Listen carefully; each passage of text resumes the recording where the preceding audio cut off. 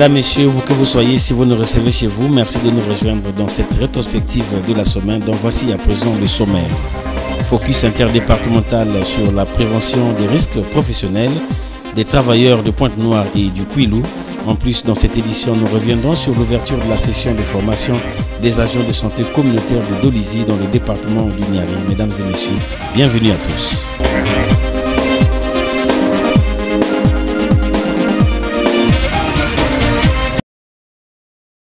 En vue d'identifier les facteurs qui nuisent à la sécurité et à la santé au travail des travailleurs du secteur privé, la Fédération congolaise de la santé et sécurité au travail, FECOSET en abrégé, a organisé ce vendredi 5 juillet 2024 à Pointe-Noire un focus départemental Pointe-Noire-Kouilou sur la prévention des risques professionnels. 4 temps forts ont dominé ce focus départemental, dont le mot introductif du docteur Guy Ruffin Makaya, coordonnateur national de la FECOSET, soutenu par l'allocution d'ouverture du directeur départemental du travail encourageant l'initiative de l'Association des médecins au travail. Focus marqué par les exposés de 3 panélistes. Chacun son style a exposé sur les différents risques de santé et sécurité au travail. Exposés ayant suscité une interaction fructueuse avec les participants.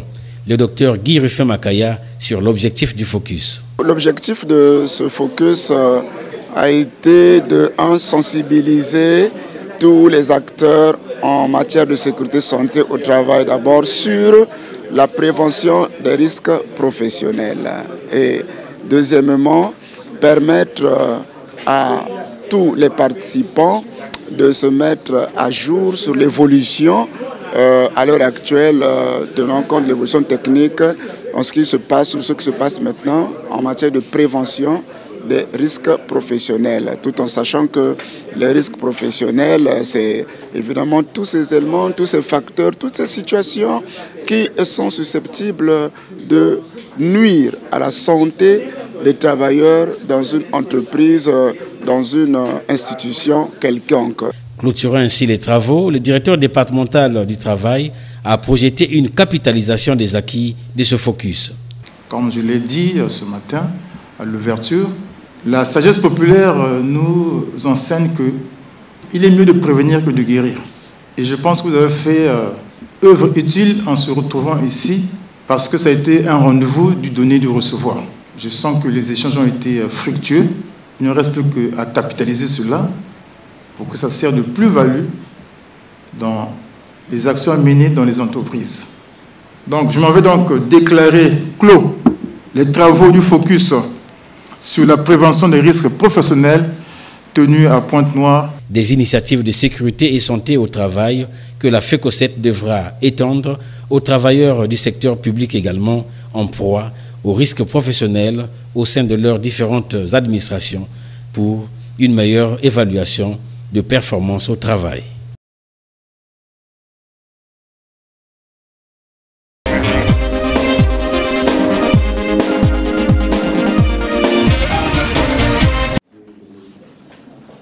Le paquet minimum d'activités communautaires est au centre 10 jours durant de la session de formation des agents de santé communautaire de Dolisie dans le département du Niari. L'ouverture de cet atelier de formation a été faite le mercredi 3 juillet 2024 dans une cérémonie présidée par le directeur départemental des soins et services de santé du Niari, le docteur Martin Inana, initiateur de cette session. Une activité très chère à lui. C'est une activité qui m'est chère. C'est parce que, en tant que citoyen du Niari, vous savez que nombreux sont des individus ou des populations du Niari qui n'ont pas accès aux soins des services de santé de base du fait principalement de l'éloignement de leur localité. Et ce qui les oblige à parcourir des kilomètres pour atteindre un centre de santé. Pour votre information, rien que la commune de Dolisie compense suffisamment pourvu en formation sanitaire à un gap de 4. Ce qui veut dire que Dolisie devrait avoir au moins 11 centres de santé pour dire que nous couvrons totalement la ville de Dolisie. Dès sa prise de fonction en 2022, Martin Inana a constaté le faible niveau de couverture sanitaire dans le département du Niari. Dès la prise de mes fonctions en 2022, ayant constaté le faible niveau de couverture sanitaire dans le département et sous le leadership de M. Gilbert Mwanda, préfet du Niari, j'ai, avec mon équipe, résolu d'ouvrir des nouvelles formations sanitaires.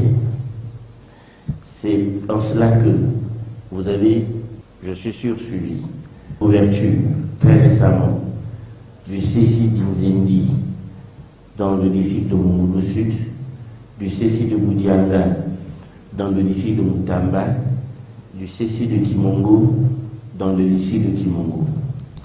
Dans cette même veille, les travaux de réhabilitation des locaux devant habiter le deuxième CECI de Mosanjo Poste et du CECI de Mukondo dans le district administratif de Louvakou sont en cours de réalisation et ces centres seront inaugurés sous peu. Le plan opérationnel de santé communautaire couvrant la période 2023-2024 a prévu l'organisation des sessions de formation en faveur des agents de santé communautaire, ce pour améliorer la couverture en offre de services et des administrateurs de santé. L'objectif est de relever un défi, celui de baisser le taux de décès dû au paludisme et de rapprocher les soins de santé de qualité aux populations et que le médicament approprié soit disponible. Cet atelier, qui s'achèvera le 12 juillet prochain, permettra aux agents de santé communautaire de se doter des rudiments nécessaires en vue de la couverture sanitaire dans leurs différentes communautés.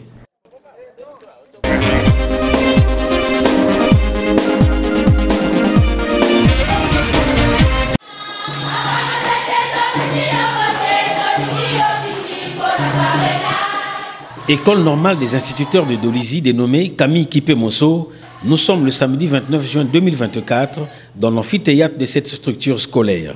Ici, le parrain de la promotion des élèves de cette école 2022-2024, c'est bien le vénérable sénateur Dr Julien Ignace Matete Mounoua, lequel est arrivé pour échanger avec ses protégés en vue de leur souhaiter une bonne chance aux examens de fin de formation qu'ils passeront sous peu. Joseph Mabi, directeur de l'école normale des instituteurs de Dolisie, a dans son mot de bienvenue fait le rappel historique de cette école tout en insistant sur la tradition de son établissement scolaire exigeant un parrainage pour chaque promotion. L'école normale des instituteurs de Dolisie est la plus grande et la plus ancienne de notre pays, a-t-il poursuivi. S'adressant à leurs parrains, les élèves en année finale se sont exprimés à travers ce mot. Votre engagement et votre dévouement envers la formation des futurs cadres et votre capacité inestimable dans l'employabilité des jeunes nous inspire profondément. Votre parcours exemplaire et votre passion pour l'enseignement sont des modèles que nous voudrons suivre. En nous accordant l'honneur de votre parrainage, vous nous avez non seulement motivés, mais vous avez également renforcé notre détermination à devenir des éducateurs dévoués et compétents. Pour comprendre de façon résumée la carrière du vénérable Dr Julien Ignace Matete Mounoua, la biographie du parrain a été rendue publique au grand bonheur des invités et particulièrement les élèves enseignants placés sous son parrainage. Le vénérable Julien Matete Mounoua, prenant la parole à son tour, a mis un accent sur l'exemplarité, la passion, l'engagement, l'abnégation et la compassion avant d'inviter l'assistance à avoir une pensée particulière au couple présidentiel ancien de Mbunda et Mouyonzi. Après les échanges avec les élèves de la promotion portant son nom, Julien Ignace Matete Mounoua a retracé le chemin de sa passion. La passion, c'est faire la promotion des valeurs, accompagner ces jeunes qui vont embrasser la carrière professionnelle. Ils étaient des élèves, aujourd'hui ils sont des travailleurs. Ils vont, pour certaines, déjà aller travailler en privé, pour d'autres attendre le recrutement à la fonction publique. Mais quand vous avez une promotion qui termine, et la tradition de cette école, c'est d'avoir un parrain pour chaque promotion. Donc, tenant compte de ces valeurs que nous avons volontiers accepté de parrainer cette promotion. La politique du président de la République, c'est toujours prendre en charge les enseignants, toujours regarder. N'oubliez pas qu'à la base, il a été lui-même enseignant. Il a été formé en tant qu'enseignant. Donc, il tient à cœur tout ce qui est lié à l'enseignement. Enfin, le théâtre et autres animations culturelles en présence des officiels de la ville de Dolisie ont marqué le clou de la cérémonie.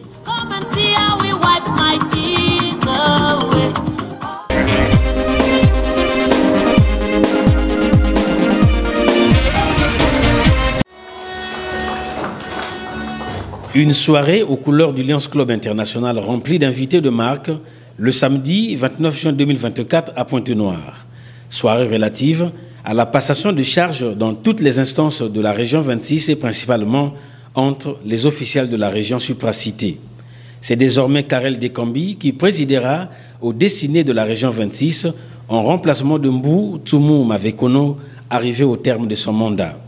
La cérémonie s'est déroulée en présence de la première citoyenne de la ville de Pointe-Noire, Evelyne Tchitchélé, des représentants des préfets de Pointe-Noire et du Kouilou, sans oublier le président du district 403, B1, Yves Ikonga, le président sortant de la région 26, dans son mot de circonstance. J'ai constaté qu'une année de présidence était une source de profit intellectuel et d'enrichissement personnel. J'ai pris contact avec tous les membres du cabinet du gouverneur du district, du conseil de région, des officiels de club, ce qui m'a permis de pénétrer dans toutes les activités du Lions Club International. Aux réunions du cabinet du gouverneur, du conseil de région, du séminaire de région, j'ai appris l'harmonie de nos séances et la sympathie qui nous rapproche. Pour le président entrant de la région 26, sa mission première est de faire respecter le triptyque leadership, engagement et action. Le mandat 2024-2025 sera lancé par notre première réunion avec les officiels de club le 6 juillet 2024. Chacun mesure le chemin à parcourir pour réussir à accomplir son devoir liant. Notre objectif est d'arriver avant la fin de notre mandat à réaliser les objectifs prioritaires du gouverneur. Ma mission première consistera à faire appliquer mot pour mot et sur le terrain de notre belle région 26, son programme dont la devise est leadership, engagement, action. Le président du district 403B1 est revenu sur le courage pour diriger un club, une zone ou une région. Accepter de diriger une zone et une région demande du courage, de l'abnégation, de la volonté, de la détermination. C'est un challenge. Mais je suis sûr que tous ceux qui ont été choisis, à tous les niveaux ce soir, ont les capacités, j'en suis certain, nous l'avons vécu, pour réussir à relever tous les challenges qui se présenteront devant eux.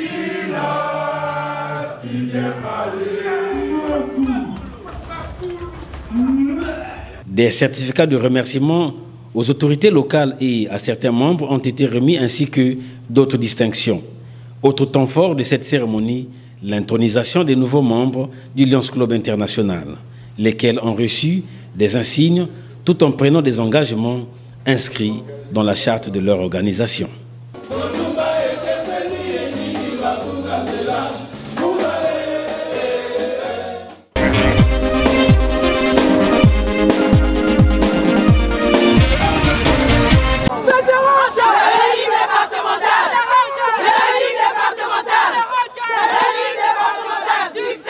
C'est le week-end dernier que les championnats départementaux de la Ligue du sport du travail ont démarré au complexe sportif de Pointe-Noire. Occasion pour le président de la Ligue, Peter Moka, dans son mot de circonstance, de demander aux dames et aux hommes de faire preuve de fair play, car le sport est un facteur d'union. La pratique du sport à l'entreprise contribue énormément à la santé des travailleurs et au rendement de la société. Prenant la parole avant de déclarer ouverts les championnats départementaux, le directeur départemental de sport de Pointe-Noire, Joseph Biangundinga, a appelé les dames et les hommes à la discipline et surtout au fair play. C'est l'occasion ici pour moi de demander aux sportifs, tous azimuts, soyez respectueux des règles de jeu et des décisions arbitrales, sans oublier que tout au long de la compétition, le fair play vis-à-vis de l'adversaire doit être de mise. S'en est suivi le match de gala entre les vétérans de la Ligue de Nzango de Pointe-Noire et les vétérans de la Ligue du sport du travail, dont le directeur a donné le coup d'envoi. Match de gala remporté par les vétérans de la Ligue départementale de Pointe-Noire sur le score de 43-29. S'agissant du championnat départemental du sport du travail et conformément au calendrier de Nzango, la formation de Brasco était aux prises à celle de Axi, match qui s'est soldé par la victoire de Brasco 51-47. À la mi-temps, Axi menait au marquoir 29-24. C'est en deuxième période que Brasco a pris le dessus sur Axi. Réaction des capitaines. Nous, on a pris notre décision. Nous l'avons fait aujourd'hui. Voilà, nous sommes très heureuses, très contentes. On a pratiqué ce que le coach nous a dit. On a gagné. C'est un jeu, hein? Donc peut-être qu'on s'est fatigué, on s'est lâché. À la deuxième période, on nous a gagné. La capitaine des vétérans de la Ligue du sport du travail a saisi cette opportunité pour passer aux entreprises et aux dames jouant au Nzango ce message combien important pour la bonne marche du sport du travail. Les entreprises devraient encourager le sport au travail. C'est très important. Quand un travailleur n'est pas en bonne santé, il n'est pas efficace et son rendement n'est pas bon. Je voudrais aussi demander à ces femmes qui viennent jouer ici au Nzango que nous venons ici pour représenter les entreprises. Nous ne venons pas représenter les quartiers. Et donc, il y a une certaine tenue à observer. Il faut être discipliné, respectueux, poli, parce que nous sommes tous là pour le même but. Notons que les championnats départementaux de la Ligue du sport du travail, saison sportive 2023-2024, regroupent 7 équipes au Nzango et 5 au football.